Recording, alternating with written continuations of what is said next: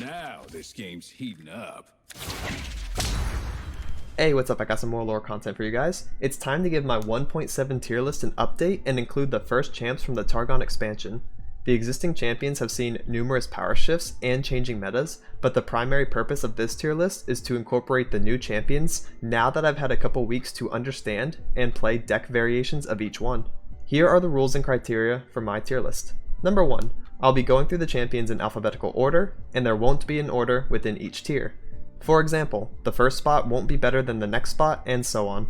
Number 2, the champions will earn their ranks based on competitive and meta viability. It will be a combination of their individual power and how they fit into certain decks. I will touch on casual viability and other nuances, but it won't affect where they are ranked.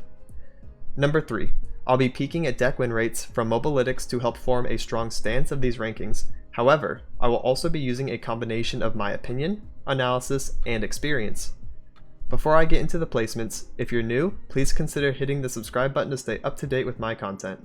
I make deck profiles, beginner-friendly videos, gameplay highlights, and other lore-related stuff. My current goal is just 1,000 subs, and I'm less than 10 away, so it would be awesome if you joined. I also stream on Twitch often, so check me out over there if you want live gameplay of someone who's hit Master Tier during all 4 ranked seasons and recently peaking top 30 players in NA. With that, let's get it. Starting with Anivia. Zombie Anivia was a popular deck for a while. However, with the Targon release, she has been left behind as a viable control option due to how strong other strategies are. The deck isn't terrible though, and could potentially come back if other things get nerfed or a meta shift happens in favor of her, so we'll stick Anivia in B tier this time around. Ashe is getting an easy S tier spot, since Ashe Sedge Noxus midrange is still a great deck even after all this time.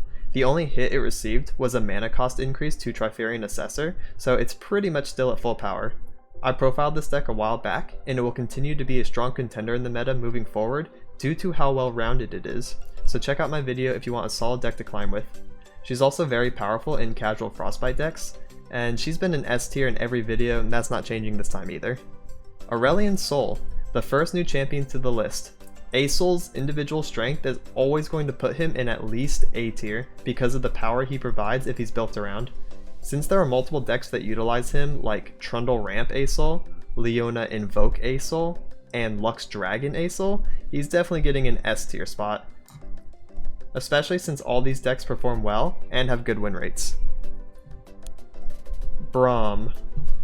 Before this expansion, Braum's only success was in Zombie Anivia, but since that's not utilizing him anymore and he doesn't have another identity besides casual Poro decks or Vladimir Battlescars decks, I'm gonna have to put him in C tier. Now he's just pretty bad. Darius. Darius is carried by his individual power. He's such a good finisher and aggressive Noxus strategies. I also think he's better than Anivia due to being a general use card and can be thrown into aggro literally whenever to boost the endgame potential of the deck, so that's why I'm going to put him in A tier above her. Not a lot of decks utilize him right now, but I promise he's good. He's also insane for new players looking to get into the game since his level up condition happens automatically when playing from ahead. Super intuitive card. Next is Diana, another new champion to the list from the Targon expansion. Nightfall has actually proven to be pretty powerful, utilizing Burn, Overwhelm, and Elusive all within the same strategy.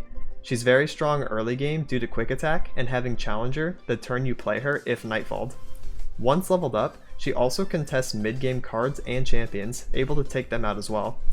Another side note is that her champion spell is Pale Cascade, which is super powerful card in and of itself. I don't think she's above and beyond or meta breaking, so A tier seems like a great spot for her because she's just a good card. Draven has been putting in work in a relatively new Jinx Draven discard aggro deck. That deck currently has an insanely high win rate of 59%, but its play rate is so low. Once it picks up in popularity, it will be a strong aggressive meta deck, probably hovering between A and S tier. He's also been used in conjunction with Lee Sin for a combo deck since the Lee buff this patch. This will put him in A tier as well. Just a good card overall, and is finally claiming some identities for himself. Elise is still an easy S tier inclusion. She's an optional second champion in Callista Behu Endure decks, and she has a standalone Spider Burn aggro deck that has been popular and good since the Targon expansion released. Ezreal. Oh, Ez just got hit with a nerf bat in patch 1.10, making him require 2 more targets in order to level up. This kinda sucks for him, but in TF Ez, he still gets his level up topped off by Riptide Rex targets, and you know, stuff like that, and he can work, just less successfully. I think he's getting an understandable bump down to B tier. His decks and identities still exist and are a good build around, it's just up to debate if it's worth the investment and time or not. Fiora. Fiora is a weird champion for me. She's a good answer to aggro decks that don't run enough outs to deal with her, so she'll always have a niche role within the meta. Currently, she's performing very well with Shen as her bodyguard, but I've also seen mono Fiora with Freljord cards in order to consistently pull multiple copies of her, along with Frostbite synergy. In an isolated vacuum, I would put her in A tier. However, my argument is that she's less well-rounded than the champs in A tier. With higher variance matchups and games in general, I really prioritize consistency when thinking about overall champion and deck power, so that's why she gets a B tier spot instead of A. Fizz. Fizz is pretty bad right now. Let's put him in C tier. He's not used in any competitive strategy, but he does have 2 homes in a couple of casual decks. Those are Taskmaster Zoo and my spell-slinging deck with Lee Sin. Even in those casual decks, Fizz is not the focus or the build around, so he's kinda just sad at the moment. Also, side note, the Freljord Fizz deck Cheese completely disappeared off the face of the earth. Don't know where that went, but thank God it did. GP. Where's Gangplank at? There he is. Gangplank is finally getting the spotlight for once. He has insanely high individual power, and now 2 high win rate deck strategies to boost. Pirate Burn Aggro and Turbo Sedge both utilize him and his barrels for extra damage and turn 5 power. He's so insanely strong on attack turn 5 when the opponent is playing from behind, it's crazy. Easy S tier. Garen. Garen is going up to A tier for this list actually. Mono Elite Demacia picked up some slack and started popping off this expansion and is actually a really good deck. But then why is Garen in A tier instead of S? Well, it's because he's not the actual focus or build around, he's just a solid 5 mana card that's good in the deck. The rest of the elite cards are what actually make the deck perform. If Battlesmith and Bannerman were on this tier list, they'd be an S tier over him. Hecarim. I always hate to do this to my boy, but Hecarim doesn't have a place in the meta. Mono SI is non-existent even with new Wraith support, and Ephemerals are a meme tier deck. Even taking individual power into account, he's the same cost as Sejuani with 1 less health point and doesn't impact the board on play like she does. He at least has deck identities to work with though, so I'll put him in B tier as a solid build around for casual and low ranked play. Heimerdinger. So Heimer got the biggest shaft in LoR history so far. After changing the cost of his elusive turret, no one has dared try to make a Heimer deck work. It's been long enough that if there was a successful strategy for him, we'd know about it. Honestly, Heimer Vi was really ridiculous, but I don't think a good change is one that drops a champion from being S tier to not having a deck anymore. Even after the Flash of Brilliance buff in patch 1.10, he has yet to see play competitively. I've tried the deck myself and it feels average at best. Feels bad for Heimer players, but he's an easy C tier. Jinx. Jinx is also going up to A tier for this list in conjunction with Draven. They go hand in hand and share the credit for why this deck can perform and sometimes even cheese opponents. Kalista. Kalista makes They Who Endure decks really strong and really consistent. She's also a win condition when left unattended and provides a lot of pressure. Infinite pressure even if she gets revived by like a Rekindler and then Rekindler revives her and so on. So she's going to be in S tier. Karma. Karma has only ever been seen with Ezreal, but he just got nerfed and she wasn't his first choice anyways, so she's pretty yikes. Since her standalone power is poor after receiving a cost nerf a while back, and she doesn't have any deck identity other than being post-nerf Ezreal's second or even third choice, means she's getting C tier. Man, even Lux found another partner with Ace Dragons. Karma is such a feels bad. Katarina. I'm going to keep Kat in C tier, because her only relevant deck is with Yasuo, but he prefers Swain. Since there's a better option and Kat doesn't have an identity of her own, she stays in C tier for another list. Lee Sin. Lee's buff in patch 1.10 was really amazing for him. He now has a couple decks he can fit into, and the Targon one is seeing some success actually. I'm gonna bump him up from C tier in the last list to B tier now. He's not insanely strong or anything, just kinda average.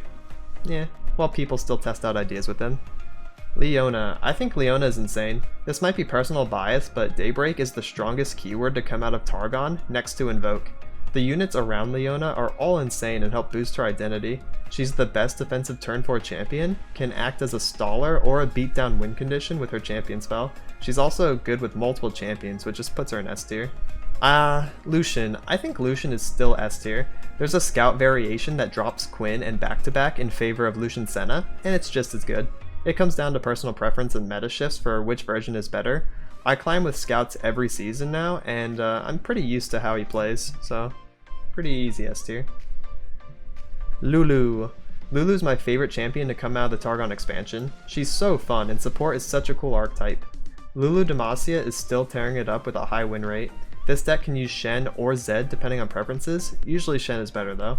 Going Targon as the second region also provides more support cards to help utilize her level up. Super good, S tier.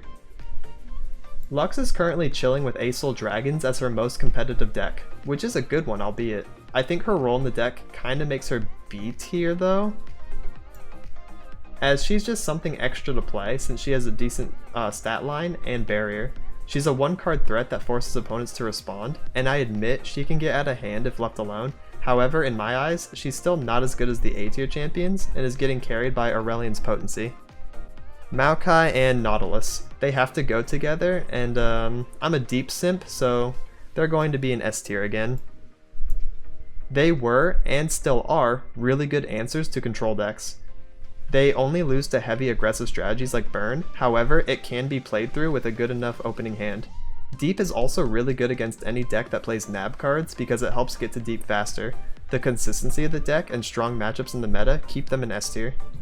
Misfortune is extremely powerful. She creates a lot of pressure on turn 3 as long as anything attacks. On top of that, she has multiple meta relevant decks that are all powerful, so she's also an easy S tier. Nocturne. Anything that I can say for Noct, I already said for Diana. Nightfall is a very good deck, and he's a solid mid-game win condition for the deck. I wouldn't say broken or over the top, just overall strong, so he's going to go up there with Diana. Quinn's also very powerful, but doesn't have multiple competitive decks on her resume. Her scout deck is very good, yes, but I feel like it partially gets carried by MF strength, so it's very easy to put her in A tier. She's not quite as good as MF to be considered on the same tier, but she is very good still. I have Lucian over her, because if you resolve Lucian on 2 and Senna on 3, sometimes the opponent just loses. Quinn lacks that insta-win aspect. Sejuani. Sej partners Ashe in the S tier because of their insanely strong mid-range deck together. Sej also has a really strong meta deck with GP as the other champion, and she's been relevant since day 1 of her release. On top of having an insane individual power, she's the easiest S tier of my life. Shen. Shen is getting a slight bump up to B tier this time around because of how enabled he became from Lulu's release. She hard carries him now. Not enough to make him a good champion, but he is decent with her and also backs up Fiora currently. Swain is a late game monster when coupled with Leviathan. Both TF and Ezreal are good combos with Swain, and his win rate has stayed extremely high, so he's going to S tier. Look out for Swain TF. It is one of the most consistent and powerful control decks in the meta. Taric. I was pretty worried about Taric at first. He seems like a really all-in build around with not much positive yield. Luckily though, with Lee Sin getting buffed, Taric helps him out a lot to generate gems and protect him. Since I think that deck is still average right now, I'm going to throw him in the same tier as Lee, cause it seems fitting. Teemo's only identity was an optional inclusion in burn decks, but those have been long gone for a while now. I'm sorry to any Teemo fans. I played 2 decks that both incorporate him, so I know how fun he is to play casually. He's just lacking power and support right now to compete with other refined decks. On top of being the easiest champion to remove in a meta of removal spells, C tier is looking like his home.